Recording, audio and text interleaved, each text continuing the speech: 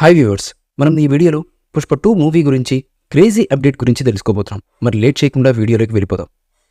Pushpa 2 movie team వేగం పెంచేసింది. ఇంకా shooting pending ఉన్నా కూడా పోస్ట్ ప్రొడక్షన్ వర్క్ నడుస్తున్నా కానీ సుకుమార్ గారు ప్రమోషన్స్లో ఎమోషన్ పెంచేస్తున్నారు. మొన్నే టీజర్ వదిలిన టీం ఇంతలోనే మరో టీజర్ రెడీ చేసింది. అది ఇంకా రిలీజ్ చేయలేదు. అందులోనే సాంగ్ లాంచింగ్ కూడా ఏర్పాట్లు జరుగుతున్నాయి.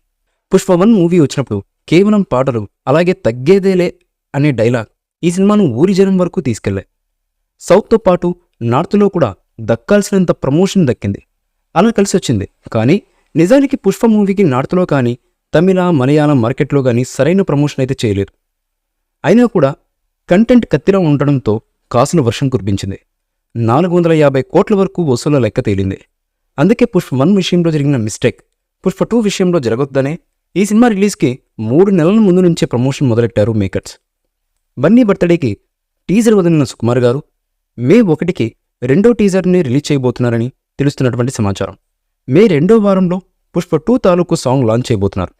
ఇక ప్రతి నెల 2వ వారం ఒక సాంగ్, 4వ వారం మరో సాంగ్ రిలీజ్ చేస్తే ప్రమోషన్ స్పీడ్ పెంచే పని చేస్తున్నారు సుకుమార్ గారు.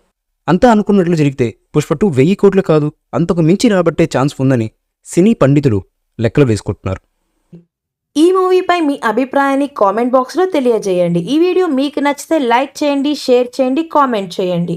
మరిన్ని అప్డేట్స్ కోసం మన ఛానల్ని సబ్స్క్రైబ్ చేయండి. అలాగే పక్కనే ఉన్న గంట సింబల్ని గట్టిగా టంగ్ టంగ్ అని కొట్టేసేయండి.